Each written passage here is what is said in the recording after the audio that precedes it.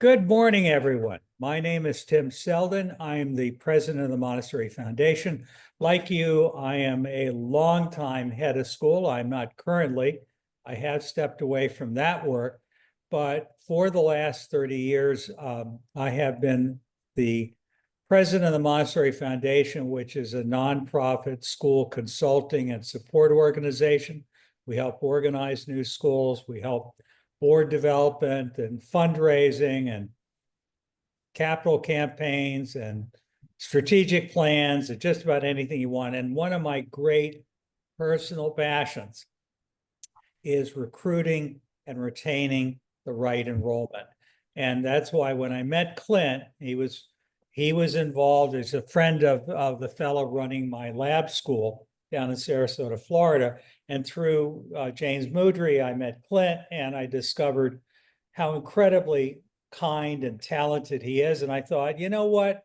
I'll give up an hour or so of my week to spend time with someone like Clint to try to get to know him better, certainly support the work he's doing to build up his business aims, and to reach out to people just like me when I started, trying to understand how do we solve problems in the real world.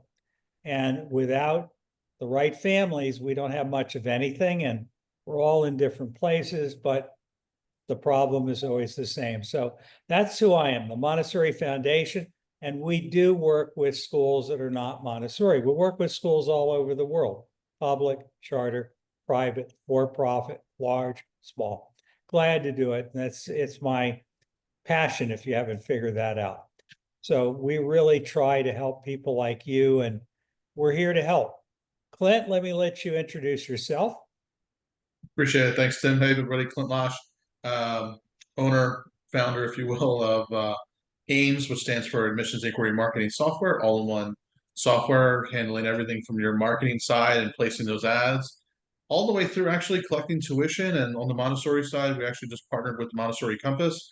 So now we have a full suite of tools everywhere to do your marketing, your admissions, your tuition, your classroom management, your parent communication, truly from beginning to end. So there's finally an all-in-one solution out there for really a fraction of the price of other platforms that are out there, that are offering even less than we are. So we're really proud of that. I think it's a much needed solution in the not just school, Montessori school, but all schools. That you have access to these amazing software platforms without paying an arm and a leg, frankly. And with that being said, that'll lead us into today's conversation where we start talking about parent communication. So, Tim, we were talking about this topic, as we're headed towards crazy, we're, headed in towards the June end of the year. And as we head into the summer, what can we be doing to keep parents excited, onboarding them even before, that they get onto campus?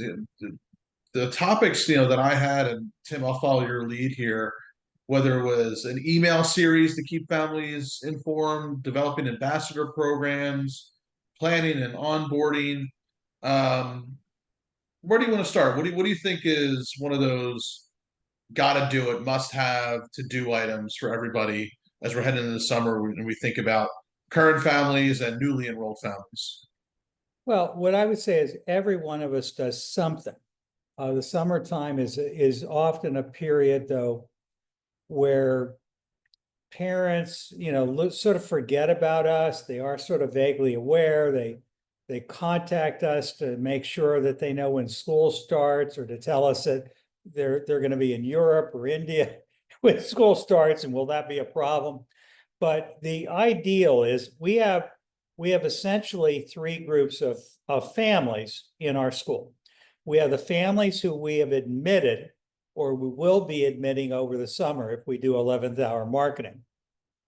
We have the whole issue of bringing them into the family and really taking advantage of this opportunity to build up an incredible sense of relationship with these people. The second thing is we have families that are in their second or third or fourth year with us. They're not yet lifers, but again, they've finished the school year And we want to harness the energy. We want to build up stronger community. We want to use them as a tool to try to help us onboard the new families. So we want to hit the new school year, having not just taken the summer off and just assumed everything is okay, because the odds are that some of you will have some families who will send you a Dear John letter over the summer saying, we moved out of town, we bought a house across town, or, money is tight, we're getting a divorce, whatever it is, all of a sudden, you may discover that someone you thought was coming back isn't coming back. So one of the things we want to do is we want to relate with these people, want to relate not only to head off trouble and to try to become so much a part of their family life that leaving us would be really, really hard. The other thing is we want to build a strong relationship with them right from the start, and we don't want to wait until the 5 days before school starts to do that. We want to sort of drip feed in various ways things that inform, educate, prepare, re-engage, deepen the relationship, harness volunteer energy, do everything we can so that when September comes or August comes, we're hitting the ground running. We've got the strongest possible relationship that we can. And I just think that these are things that are just sort of common to it. By the way, the same rules go if you happen to run a school that has a waiting list. There may be families where you just put them on a waiting list. You're not sure if you're going to have room. You want as many of those families eager to join you if a space becomes available, because you don't want to be a commodity. You're something special. And the idea is, what can we do so that every family we're working with ideally loves our school, would cry if they had to leave, and is anxious to know what can they do to help us. They want to get involved because that's how we fundraise. That's how we recruit new families, because friends bring in their friends. It's just in everyone's best interest to do this kind of stuff, right? So that's the context. And then there's the building blocks of what do you do now and what could you do that maybe you're not doing. Now, I know you're all doing stuff. Why don't we start with just if there's anything that any of you want to share about the things that you're going to be doing between now, we've got another month, maybe a month and a half of school left, and then the 8 weeks to 10 weeks of summer.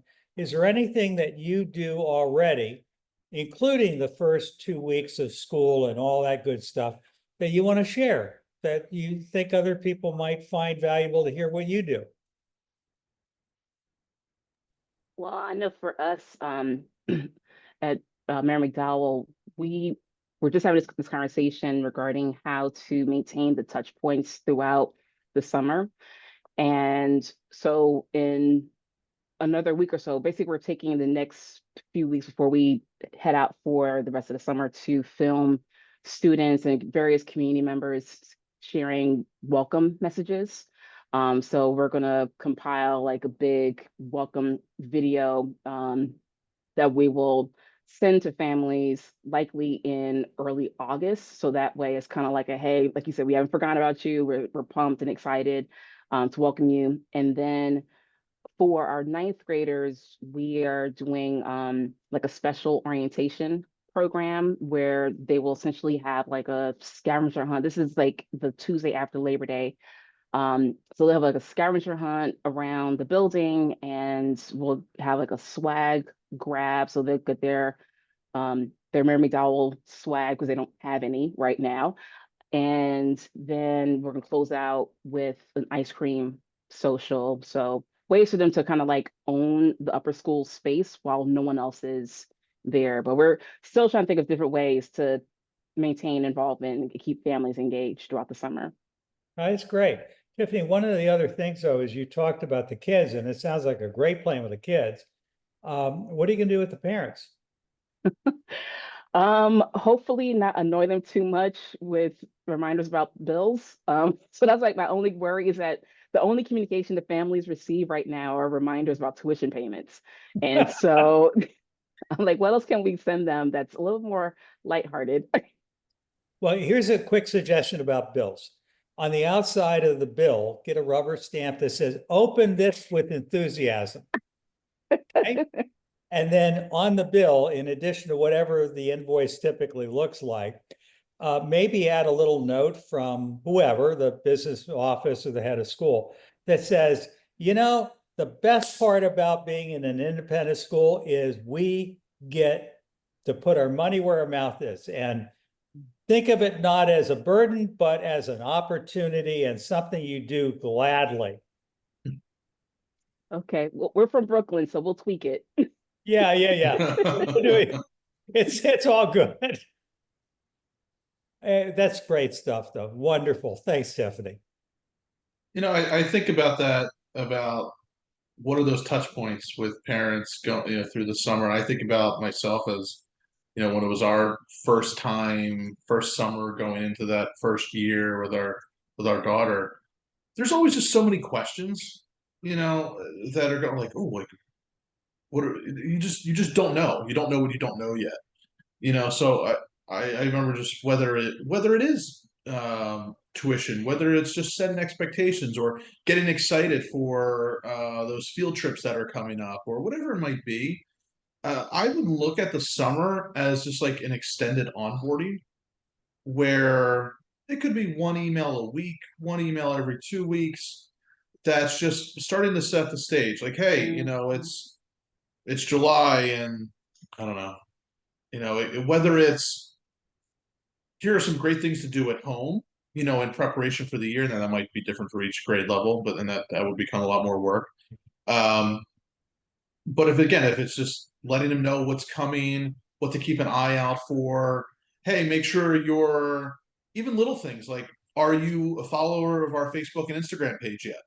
Make sure you're following us. Just little touch points like that to keep them engaged, get them excited. But also, I mean, think about maybe when it hits fall, when they come on to campus, end of summer, beginning of fall. What are those questions that you're always getting emailed about? Maybe you take that and take the questions and answer them in emails. One of the most common questions every parent has September 1st is blank, and here's that answer. So yeah, as we're talking through it, connecting on social media, answering common questions, painting a picture of the future that year, and can you believe it's summer? Next thing you know, it'll be Christmas. And did you know what we're gonna do around Christmas time? Like, things like that. So yeah, I think, and then it maybe will make you feel like every once in a while when we slip in that tuition reminder, it's just a normal part of the communication. So some of the things that we do, we're not a Montessori school, but I hop onto these calls because there's some great ideas every once in a while. I really enjoy that. Some of the things that we do are in April and May, all of our families get a whole lot of information. We get them onto our private website so that they can get ready for things. In June, we send out lists for school supplies and information on uniforms. If they're really eager, they actually get 10% off on uniforms in June for the fall. We have a social media presence that runs all the way through the summer, and we really encourage our parents to get involved and get onto that. We have so many things. We have a great back to school.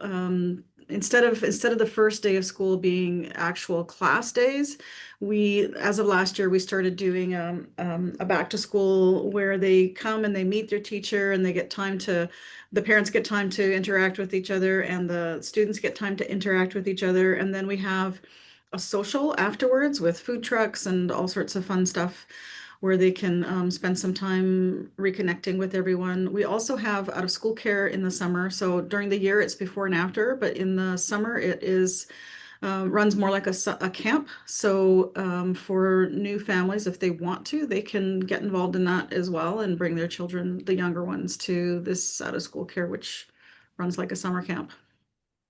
And I'm sure there's more, but that's all I can think of off the top of my head. That's good. Very good.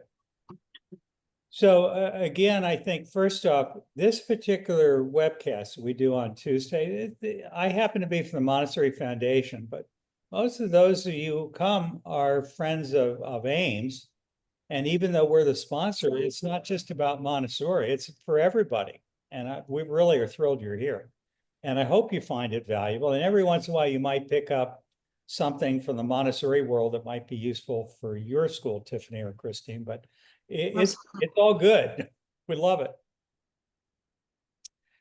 I love the fact that you've got that summer program. You talked about this, you know, the fact that they can get discounts if they want. So these are all really, really good things. Matt, I see you're there. Are you're going to jump in too? Maybe so, maybe not. Hi, Matt. You're still muted, my friend.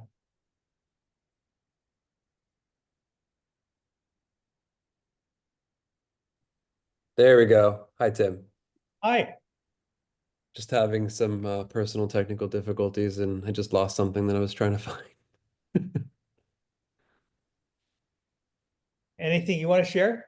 Sure. What you all do between now and let's say October? For now, between now and October. I mean, right now I'm knee deep in having more jobs than I'm used to. I'm doing the bookkeeping and the enrollment for a summer camp and prepping for our gala in a week and a half. Some of the things that I heard, I already do, like sending out an exciting letter about what's in store for summer. I like and use the idea of sending out communications and then adding a part of like the financial billing to go with it. Also, the thing that's been really helpful with Ames is that I'm finding I'm not really having to do that as much or sending reminders because I'm using the payment method for it, and there's most of the parents are doing recurring billing. That's all I got right now. I'm trying to get present, but I'm just going through a lot, and I just wanted to make sure I joined the meeting.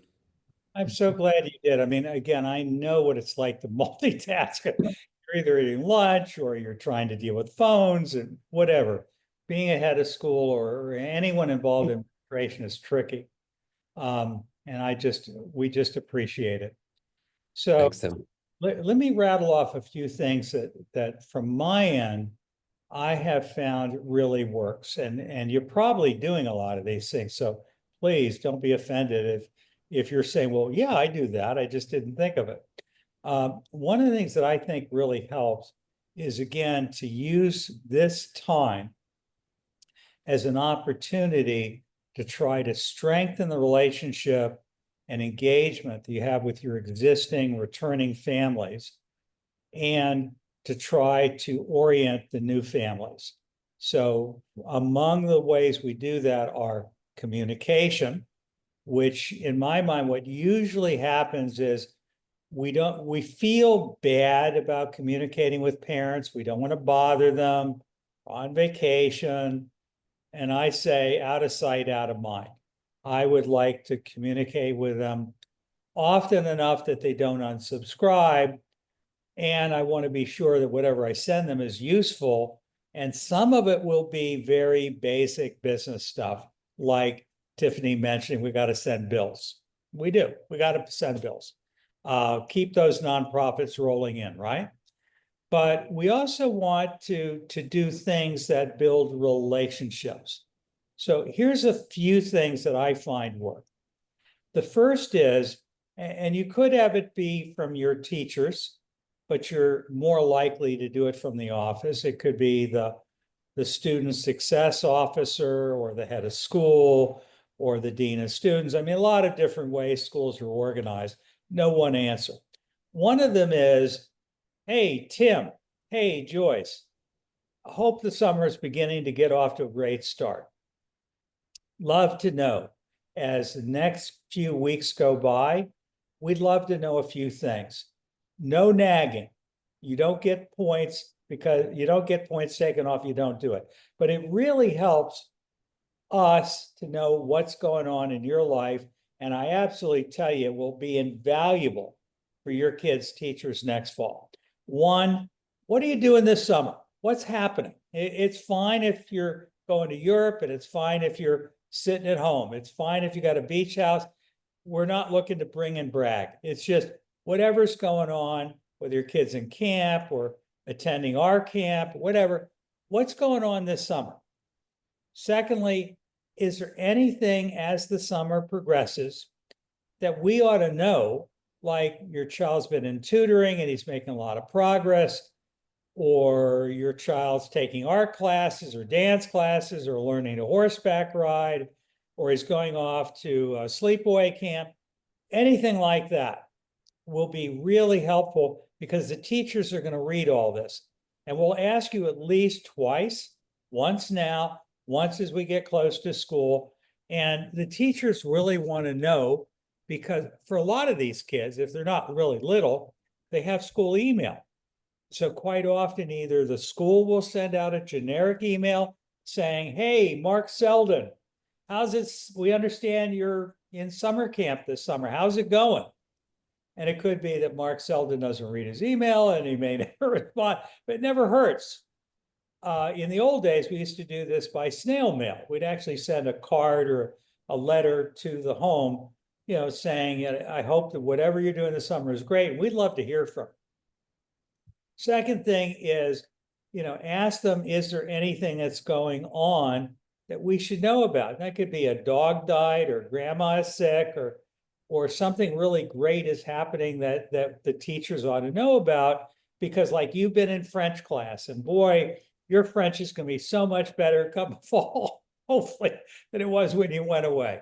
So we always ask, is there anything that we should know? Is there anything that your kid is really interested in or that he's really making progress in that our teachers ought to know about? The other thing is, as you parents think about the year that's about to begin, is there anything that you want us to be thinking about now of hopes and dreams that you have for the next year that's coming up? Because we're your partners. We want to just keep in touch. Want you to be thinking about it.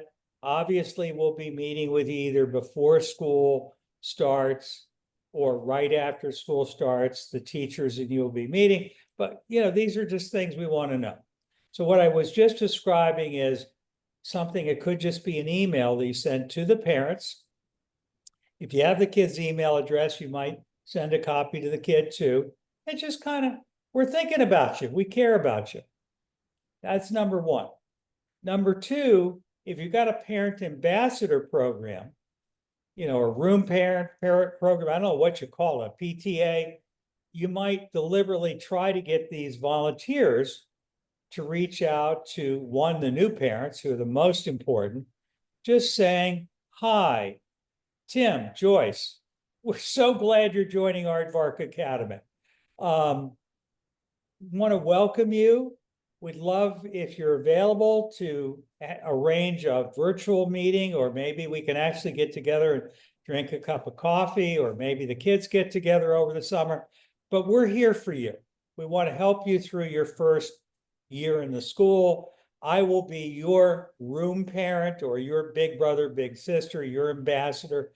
But getting parents to reach out to other parents really can be invaluable. And that can include if there's any questions you've got, you can always call the school, but I'm a fellow parent. I'm here to help make sure your first year at Aardvark goes really, really well. The third thing would be what I heard from Tiffany, Matt, I think before you jumped on, they're getting ready in the last month of school to videotape kids talking about, kind of welcome messages. And Okay. merge that into a montage that'll be sent out to parents and kids just before school starts. And that works really well. Then there's the socials. I mean, one of the things that I would recommend to any school whether you got high school kids or preschool kids or anything in between, is give parents and kids opportunities over the end of school and the middle of the summer to come to the campus and just kind of feel connected or reconnected. And that could be formal events like we're gonna have an ice cream social, or we're gonna have a swim party or a picnic or whatever it is, but don't wait until the week before school. Now, admittedly, in a lot of places like Brooklyn, Tiffany, people get out of town and they go somewhere. And that's probably true for all of us, right? But there's always people that are hanging around. And you build lifelong friendships between schools and families, one child, one parent at a time. So that also helps. So those are just a few for my first round of things that I would normally do at this time of the year. Clint, any thoughts you want to jump in before we invite everyone to jump in with still more ideas or questions?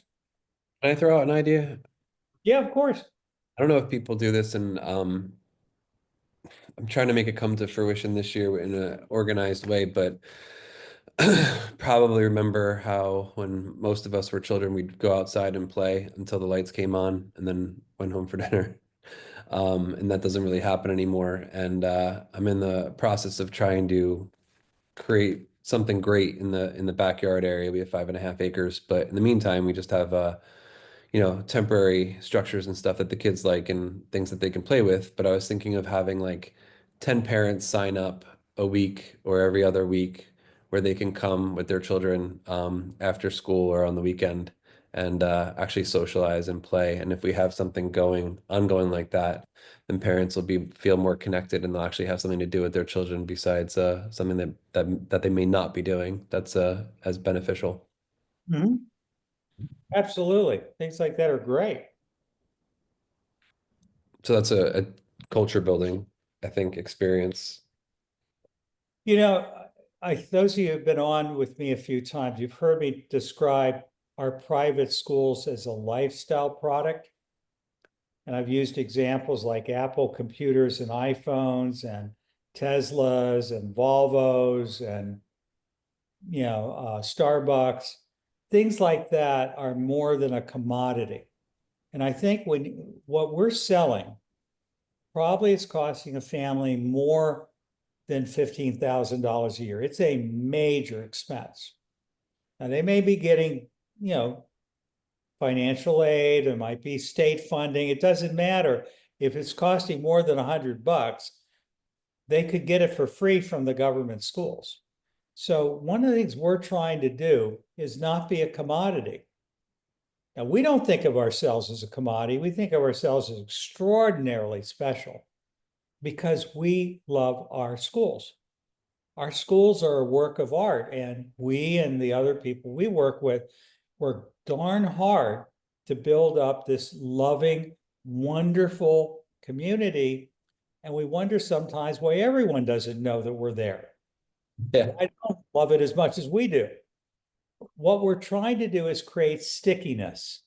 We're trying to build up the idea that this school is so much more than a place that you spend money at, so much more than where your kid goes to school for a great education. This is family. This is your congregation or community. Anything you can do to do that really helps. Tim, to piggyback on something you said about the parent ambassadors, because that was going to be the big thing that I was going to suggest if anybody hasn't done that already. But to think about like my daughter, like we got paired up with a parent. Daughter was in the same class, same age, right? And that parent was essentially the ambassador for several families. And there was two main things that always stuck out to me. One was like an ambassador like toolkit, which was like FAQs, just normal welcome message like here's what you need to know, here's what you can expect throughout the year, that type of thing. So normal communication, what they call it, like a toolkit. But I thought was probably the best thing possible, which was getting our daughters together. So the parent, being able to schedule going to the park or You know, so by the time my daughter got into class, she already had friends, right, from the summer. So thinking about community and family, um, that was probably one of the most impactful things. Yeah, parent ambassadors done right can be absolutely invaluable in the first steps of building community.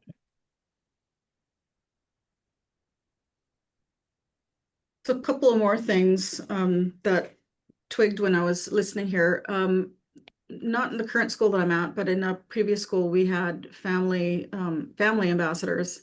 Same thing, it would be the family with the child in the same grade, and they would be encouraged to get together during the summer ahead of school, start of school. And then we also had all of the senior school students that were coming in new to meet the student leadership, and that would happen in June, and they'd have a really fun event, basically games and icebreakers and get to know you kind of things.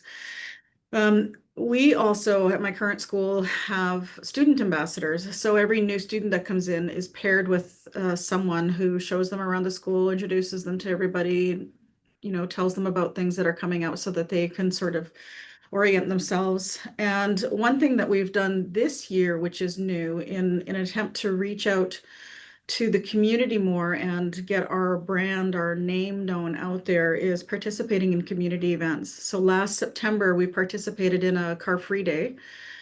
And because we are located right across from a SkyTrain station, and so we participated in that.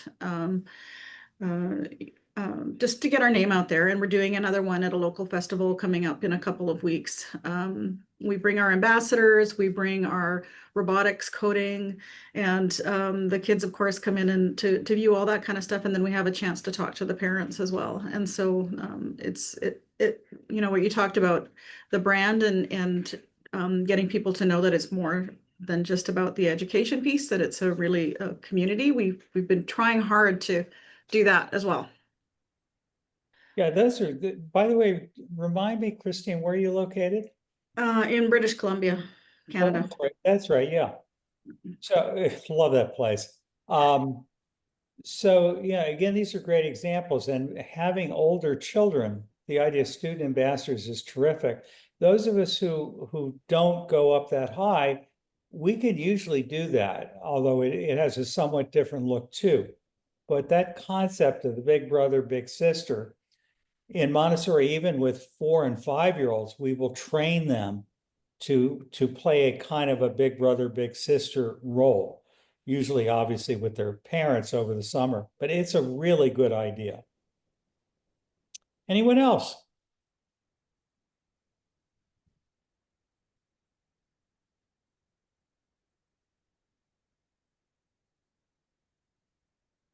No one's jumping in.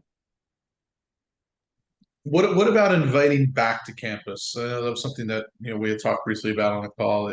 Any suggestions on things to do to get them back on campus? I mean, I know we talked about socials and maybe that's during the school year, but would you do something? Does anybody do anything to kind of get parents back on the campus outside of summer programs, or any ideas around that?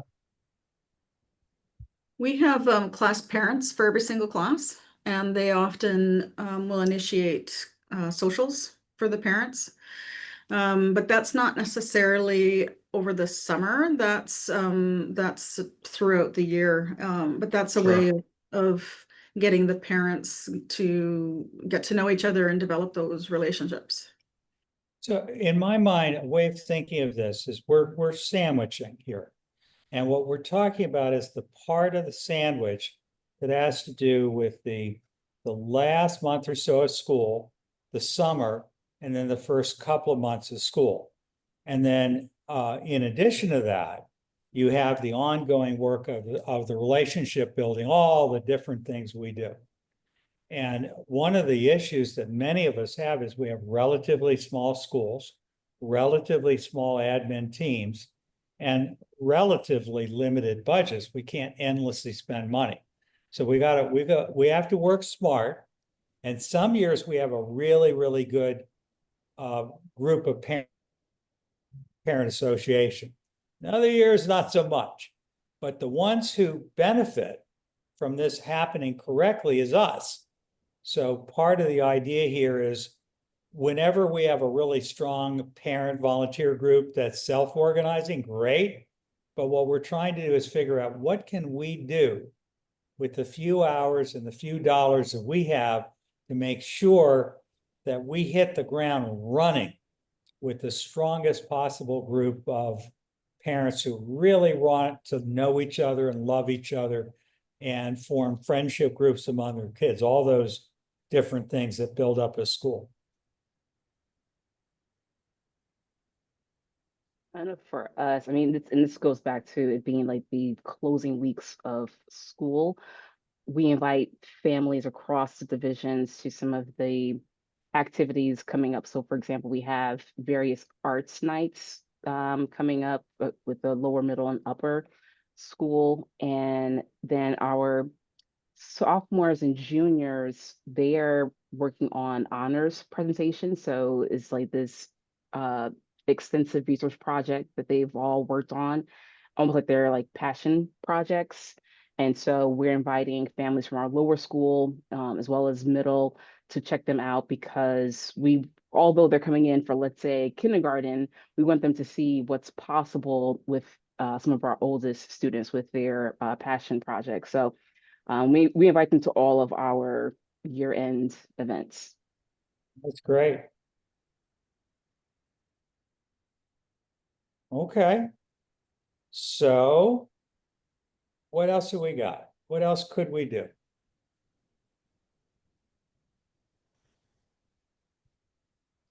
One of the things that I did for many, many years at our school was what we call the beauty course. So the school was called the Newgate School in Sarasota, Florida, with the beauty course. This was for middle school and up. It doesn't work so well with little kids, but these were volunteers who would come for a week, and during that week, they would volunteer their labor to beautify the school. And we had a very, very tightly organized, and parents could come too. And obviously we wouldn't get, huge numbers, but they would get community service hours. And they really took pride in the school. That was another plan that we had. I like that idea. It's a good way to get them back on campus. Mhm, yeah. And one thing I was going to mention, going back to how we originally started, which was that that email communication. I would just as an action item there, I would recommend just taking a couple hours out of the week, planning all of that, and just scheduling it, as opposed to feeling like you always need to write the new email. Okay, I got to write the email this week. You're probably going to know what those emails should be or what they're going to be, and you can always edit as you go. But just from what I have found to work the best when doing something like that, I call them nurture sequences. Is just taking the time, get into the mode of, okay, I'm going to crank out an email a week, so that might be 8 to 12 emails, and just schedule them, put them into an automation that, okay, I'm going to enroll these families into this automation, and then email goes out, wait a week, another email goes out, and just schedule them all out. And again, you need some software to do that. Obviously, you could do that with Ames, or you can do that with any other sort of email platform out there. They can all get the job done. But I just think that's probably one of the easier ways to just make sure you just write the emails, done. Everybody's going to get that communication, and you don't have to remember to do it each week, especially in the summer. Yep. I have a question, Tim. How do you manage the families who set up the play dates and it actually turns out to not be a successful play date, and they start to get nervous about their kids having friends, or whether or not they worry that other kids are like the kid that they had the play date with? Because that's one of the things that has prevented us from doing like the play dates. Tiffany, if I remember correctly, your school in Brooklyn is dealing with children who have Learning disabilities. they're neurodivergent in some way, shape, or form.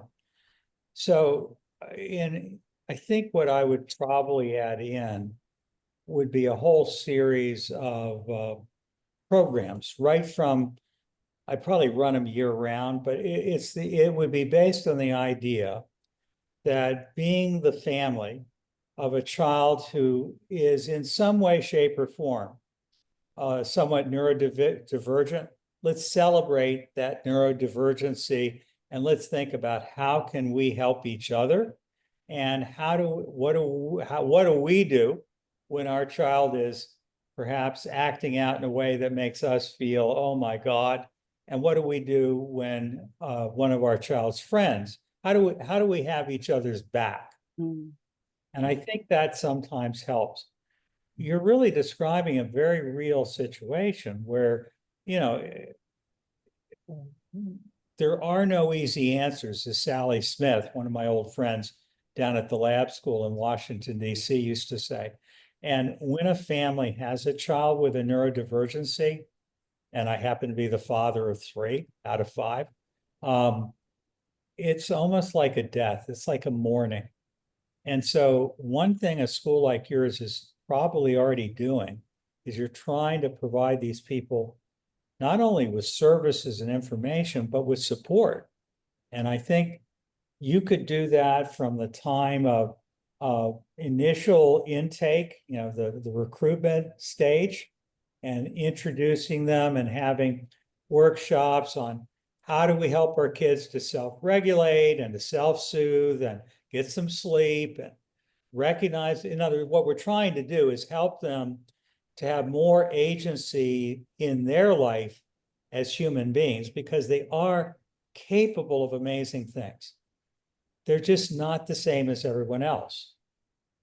And there's just a lot to how do we help these kids to become the best people they can become, and how do we help the parents of our school not get judgmental when some other kid maybe bashes their kid over the head or does something that makes them feel creeped out. And the other thing of that is, of course, letting parents know that, you know, in the real world, the kids that your child goes to school with will not always be the perfect kid. In the real world, things can be aggravating. And as a parent, you're not alone. We're here to help.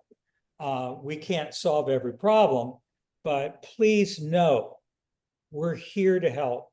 If you ever have a situation where something happened that makes you feel uncomfortable and you're not sure what to say or if to say or what to do, part of what our school is all about is please call us.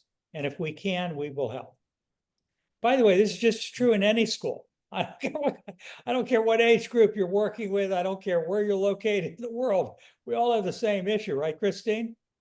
Teenagers especially. I'm sorry, this is great. I have a fire drill, so I have to go, but thank you so much.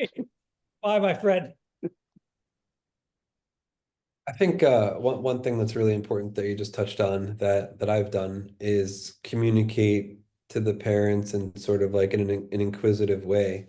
Like you understand that where your child's in a multi-age classroom, and when you go to work, if you go to work instead of working from home now, but are you working with all people that are the same age? 99% of the time, the answer is no.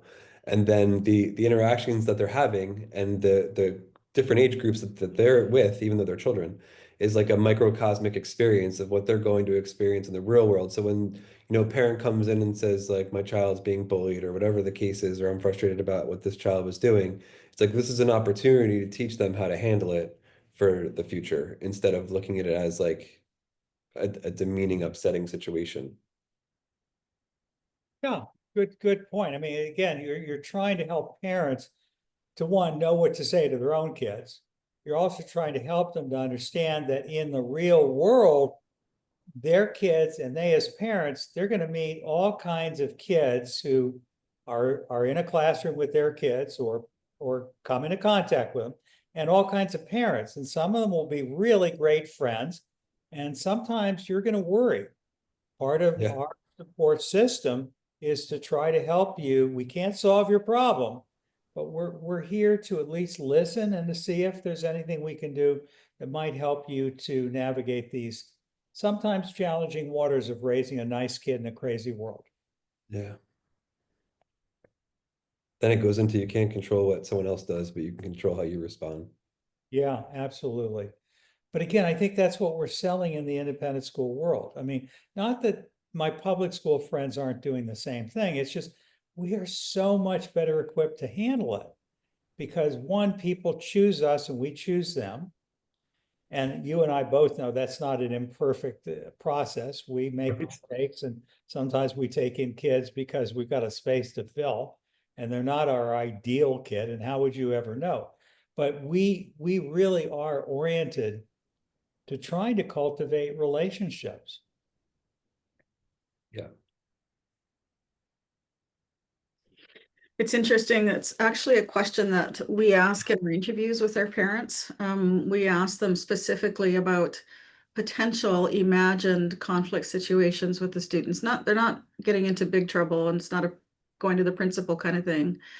But we ask them what their expectations are for their child, for the school, and for themselves as parents in a situation like that. And because we want to make sure that we're on the same page in terms of understanding that learning how to deal with conflict, to advocate for yourself, to advocate for someone else is all part of the learning curve. It's not just about the academics piece. It's very much the interpersonal piece as well. And we want to make sure that the families that we're in bringing to the school are on the same page as us and understanding that, you know, we won't just consequence something and be done with it, that it's a part of a longer conversation. And it takes longer sometimes to work through the conflicts instead of just saying, you did something bad, this is your consequence, and be done with it.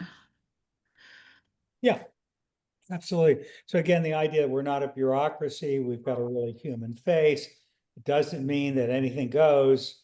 You know, one of the things parents often fear about our schools is that those people who have big dollars, their kids can be obnoxious, or if you're on the board, or if you know if you're friends with the head of school or with your kid's teacher, that they're going to get preferential treatment. And what we're trying to say is, look, we're trying to create a safe community for everybody.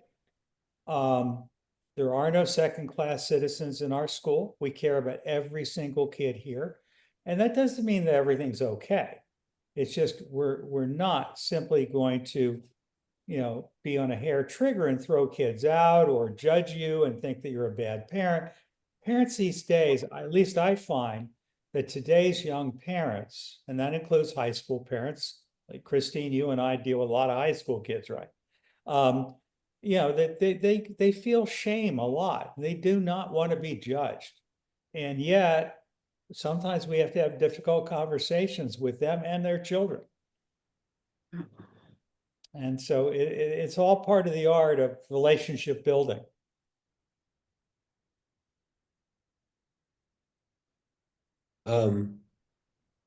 Sort of a side note with what we were talking about before, if that's all right, with regards to like summer camp. One thing I did differently this year, which I realize is really helpful for the teachers, but I think it's becoming impactful for the families of children that are not enrolling or enrolled, they just want to come for camp, is instead of having them fill out an application, we have them fill out a family questionnaire that I created. And that way that gets them to know that we care about knowing what their children are like. And it also prepares the teacher to have a semblance of what kind of personality is coming into their classroom. Yeah, absolutely.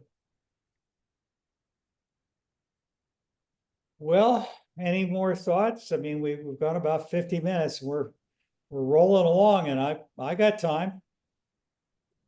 But I also understand that most of you have emails to answer and phone calls to make and meetings to hold. And I want to be very kind and respectful of your time because I have been in your shoes for most of my life, longer than you've been alive.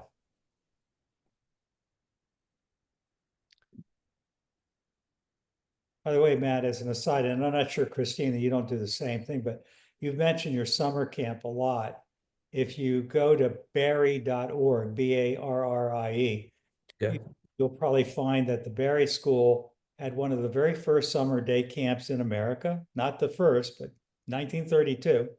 And it's 800 kids and not quite the same as when I ran it. I think they got rid of the horses over the years, which I thought was a real shame. But I know how incredibly valuable summer camps are. I love them. It can be, especially if you get to do it right. Yeah. That's one of my favorite topics. I do a lot. My parents were among the founders of the American Camp Association, and Oh, I'm a wow.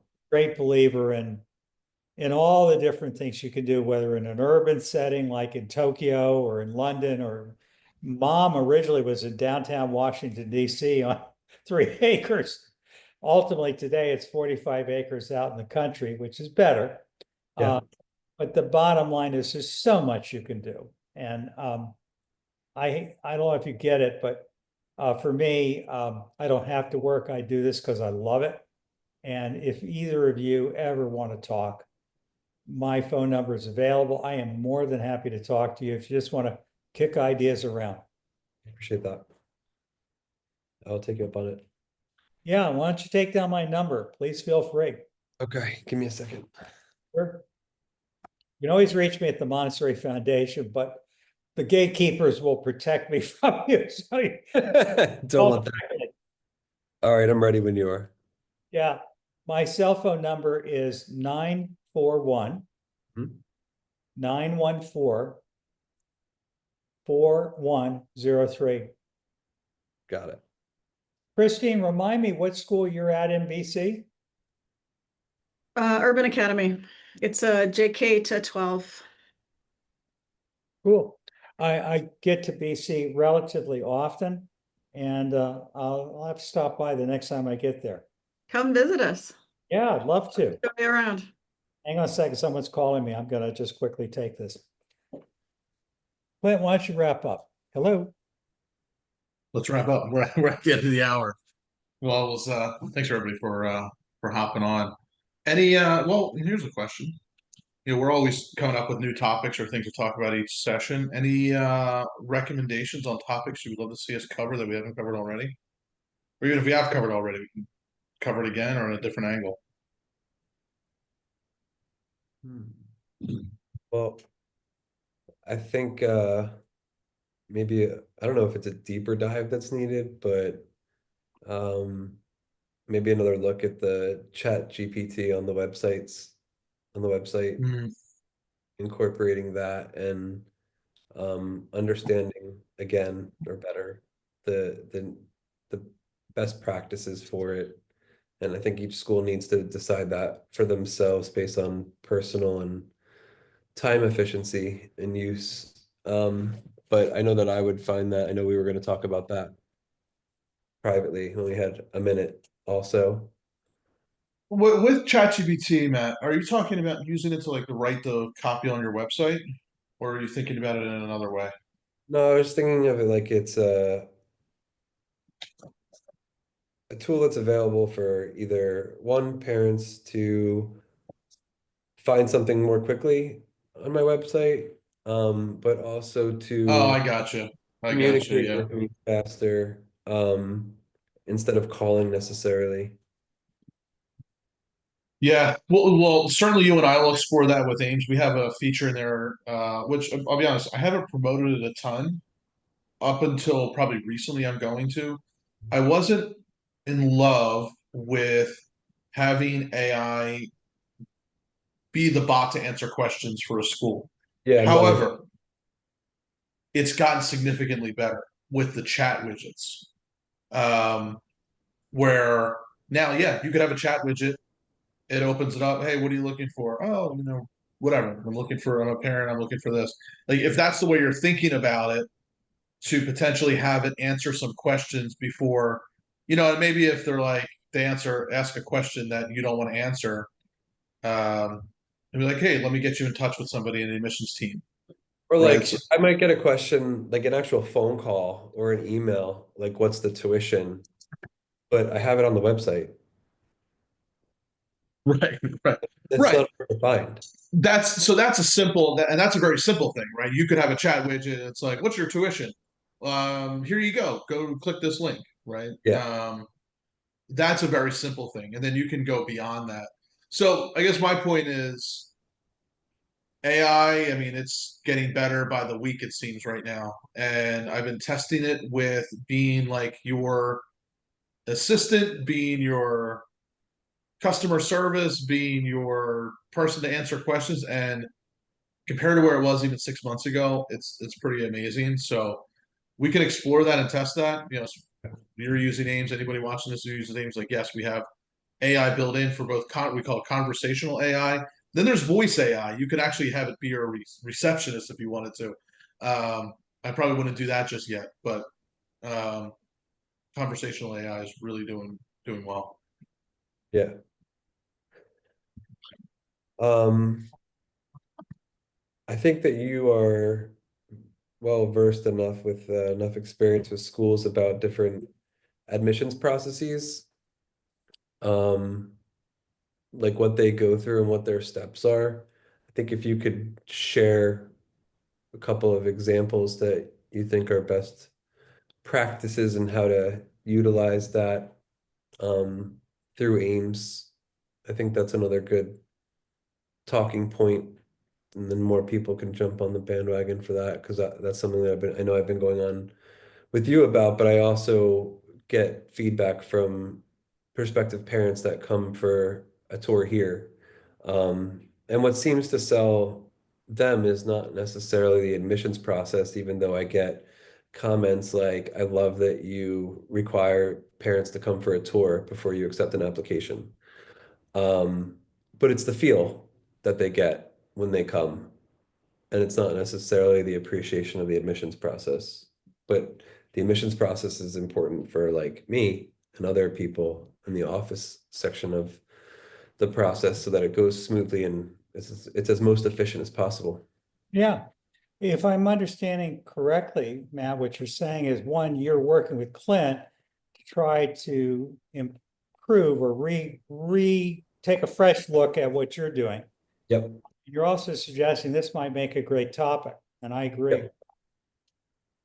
And I want him to use his experience to apply from what he's created, coupled with all of the experience that he's had with other schools. Yeah, yeah. Well, Clint and I we're working on all kinds of different scenarios for different kinds of schools because frankly, my own experience having run a preschool through high school, big school, we did a lot of stuff that wasn't normal in the private school industry. And, you know, I know Clint, but having worked with ISM, which is one of the things that really I found wonderful about Clint. Yeah. I think between the two of us, we've really been coming up with some pretty cool stuff, right, Clint? Yeah, and I was even thinking about see, Christine, about ChatGPT. You know, one of the things. So one of the cool things we're working on right now about with ChatGPT is like, let's say a parent fills out a survey or fills out information and they tell you, hey, there's what I'm most interested in, or whatever. You get some information. We can actually have ChatGPT now populate their contact record on the back end with based upon the parents' answers or any conversations you've had with them that's recorded in their contact record. It starts to develop a parent profile. Here's how to communicate with them. Here's the thing they're most interested in. Recommend these pages on the website or read this. So yeah, there's some really cool things that we can do with that process to especially enhance the communication with families. And certainly reduce your workload as well. Yeah. I'm all for it. Do you, Clint, would you like to make this next week's topic? Yeah, I think we can do that. I like that idea. We maybe between you and I, and it sounds to me like you may be meeting with Matt in between then, just kick around some of the models we already have. And at least draw up schematics if we don't want to actually show it in Ames, you know, just how one would do it. And just talk with people at different scenarios. For example, Matt, you mentioned the issue of, does someone have to come to campus before they apply? And I will give you a teaser that in my world, why? It doesn't matter, let them apply. I would encourage them to come to campus.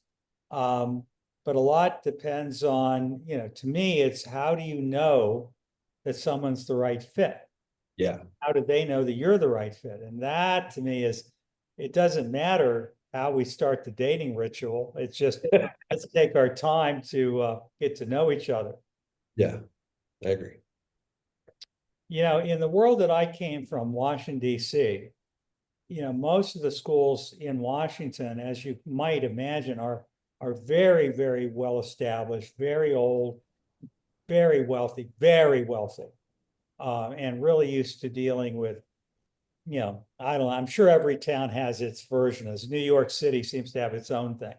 But from my experience, what they're doing is trying to act like Princeton and Harvard and Yale. You know, you're damn lucky if we let you in here. Whereas in my mind, we ought to be mimicking Miracle on 34th Street.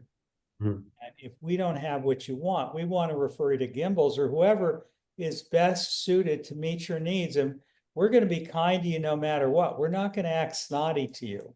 Yeah, Or 100% we're agree. going to try to arm pressure you.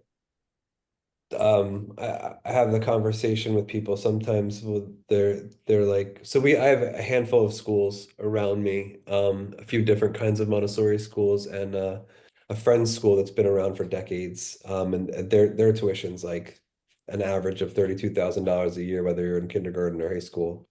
And then like I'll have people come in and tell me that I have all this competition. I'll say I don't feel that way. I don't feel like I have competition here. I don't, no matter where the school would be, because the way that I see it is that anyone who wants to have their child here, they want them here for a certain reason.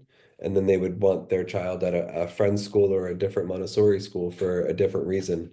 Level of development, interest, what they find the goals are. It's kind of like selling or buying a car. The difference is like, this is what we have. Would love for you to be a part of it if it's a good fit. And if not, there's these 5 other kinds of schools over there that might work out for you. And I genuinely wish you the best, and you're welcome to come back anytime. Couldn't say it better. Couldn't agree more.